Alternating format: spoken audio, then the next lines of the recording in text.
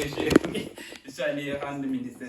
Okay? Et ce n'est pas, la même chose qu'on ressent à l'église. Donc là, il se retrouve en prison et la Bible nous dit qu'il était quand même ravi en esprit. Ça veut dire que d'une quelconque façon, il a réussi à amener cette présence de Dieu là, je ne sais où, peut-être dans sa cellule ou alors dans un endroit public. Il m'arrive des fois à la maison de ressentir une certaine oppression, surtout en ce moment de confinement où on passe beaucoup de temps à la maison et un peu moins de temps à l'église.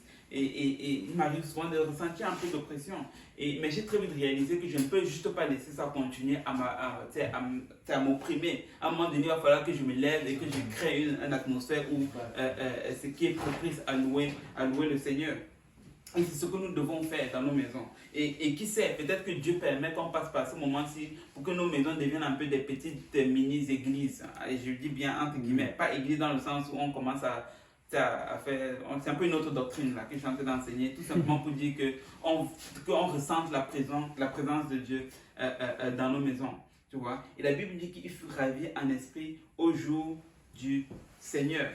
Et il a probablement créé cette atmosphère. Ce n'est pas juste venu de manière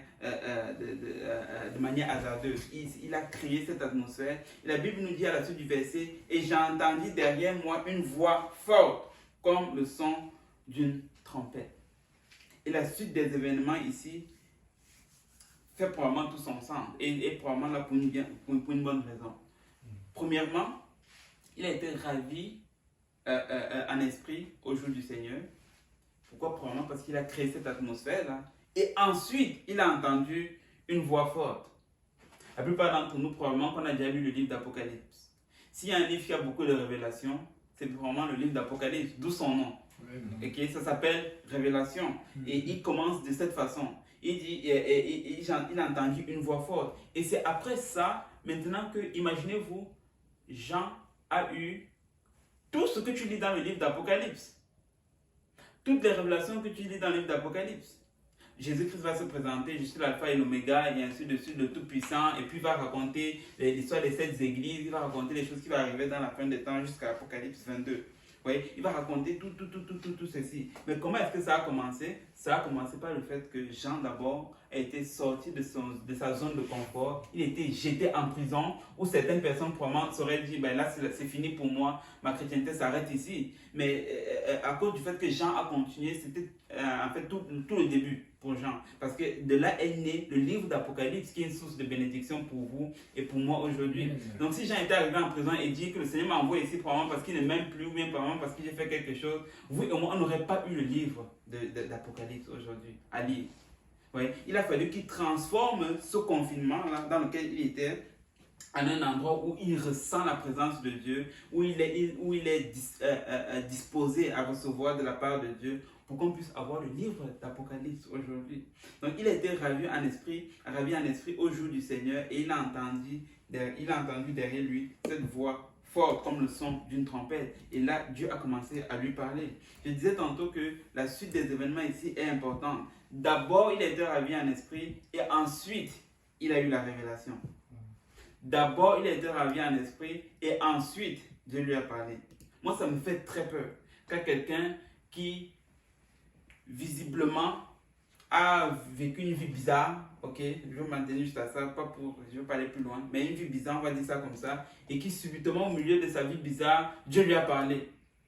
Il a eu une révélation. Moi, ça me fait très peur, ce genre de révélation que les gens ont souvent pendant le moment où ils sont secs spirituellement, où ils n'ont pas de connexion avec Dieu. Oui? On pense souvent que c'est la révélation qui va venir nous remplir de l'esprit, alors que tout le contraire est vrai.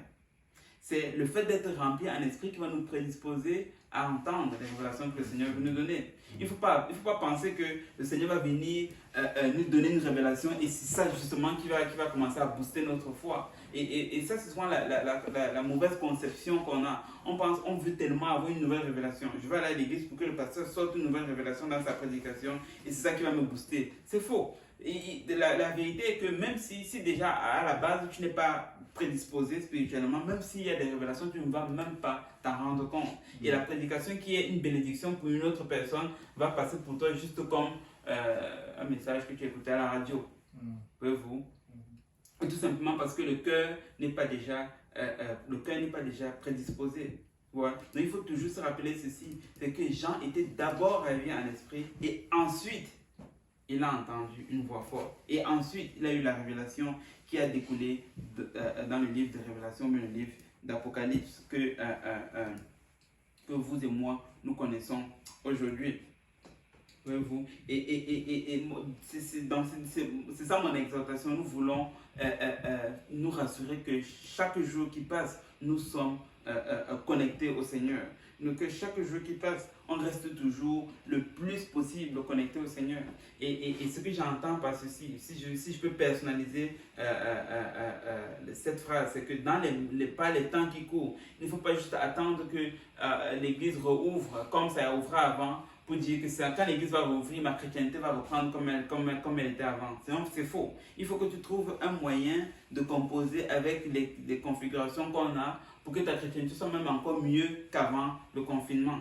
Et il faut qu'on trouve un moyen de naviguer dans ceci pour que notre chrétienté ne prenne pas un coup. Et plutôt qu'au contraire, que notre chrétienté prenne plutôt un boost. Et on ne veut pas juste laisser les événements nous tomber par-dessus et juste subir. Et nous devons trouver le moyen d'être ravis en esprit. Je suis convaincu que la raison pourquoi on prend des mauvaises décisions, c'est parce que nous ne sommes pas ravis en esprit. La raison pourquoi on tombe dans le péché, c'est parce que nous ne sommes pas ravis en esprit. Ce n'est pas à cause de mon frère, ce n'est pas à cause de ma soeur, ce n'est pas à cause de mon entourage. S'il vous plaît, ce n'est pas à cause de ton entourage. L'entourage n'aide pas, je vous le concède.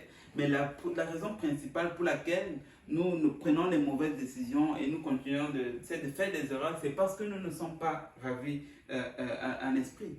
Et sinon, si c'était l'environnement, c'est que probablement que Jean aurait perdu sa chrétienté sur l'île de Patmos.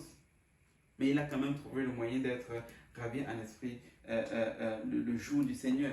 Et je veux encore mettre l'emphase sur ceci. Le Seigneur ne va pas venir nous réveiller dans notre sommeil et juste charger une dose de boost ou bien d'encouragement en nous. Ça va être à nous-mêmes de prendre les bonnes décisions, de mettre la bonne semence pour que notre chrétienté soit en santé.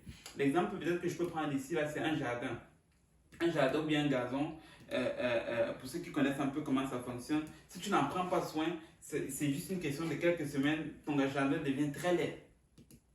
Et tu commences à avoir des mauvaises herbes qui poussent, tu commences à voir ton gazon commence à jaunir par endroits, mais c'est quelque chose qu'il faut que tu prennes soin chaque jour. Il faut que tu arroses continuellement. Quand les mauvaises herbes commencent à pousser, il faut que tu ailles enlever.